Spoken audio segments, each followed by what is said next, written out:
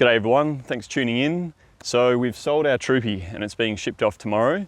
And before it goes, I wanted to do a kind of a quick rundown review of the Darche Eclipse Gen 2 awning that we've got installed on the Troopy there. In summary, it's been pretty good and we've really enjoyed having it, but there's some pros and cons. So I just wanted to do a bit of a video showing you how easy it is to use, set up, pack away, and all the pros and cons of it as well. So if you're looking to buy a wing awning yourself for your camper van or for a four-wheel drive, before you lay down your money, just a couple of things for you to think about before you buy it.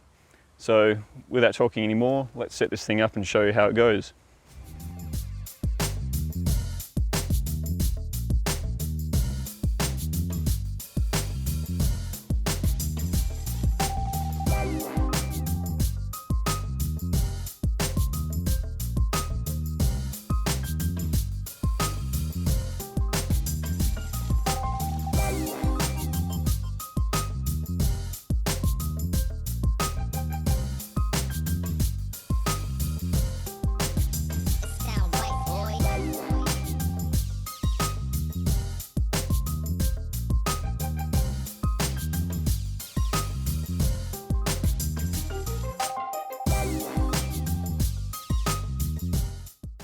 Okay, so here it is. I actually had to move the camera back a little bit because even with the wide angle lens it wasn't quite capturing all of the awning and all of that coverage. But you can see here it's a good size awning. It's plenty of cover. There's lots of space and room underneath it. And it's about, off the top of my head, about 11.5 square meters of shade coverage. And that's improved further if you get the additional wall kit which zips on. So we've got the little wall kit which just goes into these two panels here, but there's two other wall kits, 3 in total, and they can basically enclose the whole awning and turn it into kind of like a massive tent that's zipped on and attached to the awning. A little bit more fiddly in terms of time, but it does really help with that enclosure. So what I'm going to do is I'm going to grab the camera and I'm going to go into point of view mode, and I'll just run through a couple of the features, pros and cons of the awning, and give you a bit of a better view, closer up view of what I'm talking about. So let's, before we get into the cons, let's talk about the pros and the good things of this. And I think this awning actually has quite a lot of good things going for it as well. So probably the number one pro of this awning is that it has a really good amount of coverage, especially with the little additional bits like that little bit that's hanging down the front.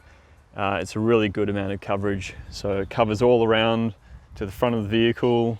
So you get shade over the front sort of passenger side and cabin, and then you've got all this nice undercover space under here and all the way around covering the back door as well. So the only downside of that is that it has a bit of a gap here between the roof and they don't have a little additional flap to attach on. Although on that note, there is a little bit of C-channel on the other side, so you could probably make your own little bit of additional canvas to cover that gap. But yeah, generally the shade coverage is really good. Quality of the materials is pretty good as well. So it's a pretty high quality canvas. I don't know of the GSM or gram rating of it, but I know that it's pretty much comparable to every other good quality awning on the market. And it's all seam sealed and taped. It's all pretty good quality. Had it out, set up in the sun for 5 months, almost every day, and none of it's really faded or deteriorated, which is a good sign. So yeah, we've been pretty happy with that. And it's also one of the lighter weight awnings as well, especially considering the square meter coverage. So I think it's about 25 or 27 kilos, which is pretty good weight of an awning that's got so much coverage and so much going on. So really happy with that. And although it's not a freestanding awning, and that's a little bit of a downside and a bit of a deal breaker for some people, I did find that for an awning that's about $1,200 from most stores, the quality of it and the fact that it includes these 3 poles, that they're actually attached to the arm, so it does make those 3, like even though you need to use those poles because it's not rated as being freestanding, they do make it fairly easy to set up because they're attached. There's the 3 attached and there's the 3 in the bag, so they make that pretty easy to set up and to actually use. So yeah, they're the main pros. And just while I think about it, another good thing is as well, if you get this awning or you're looking at this awning, it is very easy to install an LED light strip. So you can see there, I've just got that strip of adhesive LED lights, just warm white LEDs, runs down, and there's a little like hole in the back of the bag that you can poke the cable through, and then you can run it over to get the power. So that works really well at night. I'll see if I can find a photo of it at night time on my computer, and I'll chuck it in the video just to show you how it looks at night. That's a really good thing as well. So they're the main pros. Relatively lightweight, plenty of shade coverage. It was easy to buy, there's plenty in stock, and it's at a pretty good price. And for the price, I felt like the quality of the materials and design was up to spec. The other thing as well, just worth mentioning, is that the fittings to attach it to the roof rack were really great. They provided really good L brackets to attach to the roof bar and little U-bolts, and I was really impressed at the design of it and how easy they were to use. So compared to a lot of other awning brands that I've used, this was the easiest to install to the actual roof rack. Right, so now we're talking about downsides and cons to the Darche Eclipse Gen 2 awning as well. Keeping that in mind, this is the newer version. Now, I think probably the main thing is that the bag here is very tight, so it's a bit of a downside that it'll only fit the awning itself and the 3 attached poles. So there's 3 more poles which they say in the instructions that you should use at all times because it's not a rated freestanding awning. They don't fit in the bag with the awning, you actually have to store them separately. So I've got those poles, I'll show you quickly. Got those poles here in the Troopy, just with a bit of Velcro fastened onto the underside of the bed frame. Now it's just luck that we actually had a spot for that. It just happened to fit in there perfectly. If you don't have a spot in your vehicle, you have to put it on the roof rack or somewhere else. So that's something to keep in mind. The bag is very tight. It's quite hard to zip it up and zip it closed. Now, speaking of the bag as well, the other side is that the bag isn't waterproof. So there's a bit of a tendency for water to come through the zip. It's got these little eyelets here as well on the underside. Water will splash and come through there, especially when you're washing your car because they sit on the bottom. Now, the benefit of the eyelet is obviously it does allow water to drain out for airflow. But these awnings are known to get mouldy and get mildew on them. If you high pressure wash your car, or if you drive in heavy rain and it gets water in there and you don't open the zipper up and kind of let the awning get that water out and let it dry off, it is prone to getting mouldy and getting mildewy and breaking down and deteriorating. So that's probably one of the main things to keep in mind. In terms of build quality, as I said before, all the build quality I've been pretty happy with. There's been nothing that's really broken or come apart. The canvas appears to be pretty strong. The only other thing I would sort of think about is it doesn't have a little prop here. So like a 30-second awning has like a little arm that pops up here that will sort of encourage water to drain off the sides. This doesn't.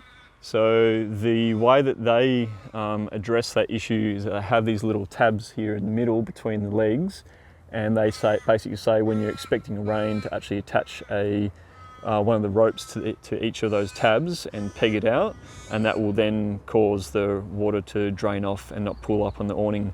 Because if the awning does get a lot of water pooling up on it, it could potentially damage the awning or damage the canvas. So that's the other thing to keep in mind. I think a lot of the awning brands, other than 30-second awning, they are all using this same kind of design. So they kind of would all have the same issues in terms of using this when it's raining and that water pooling up.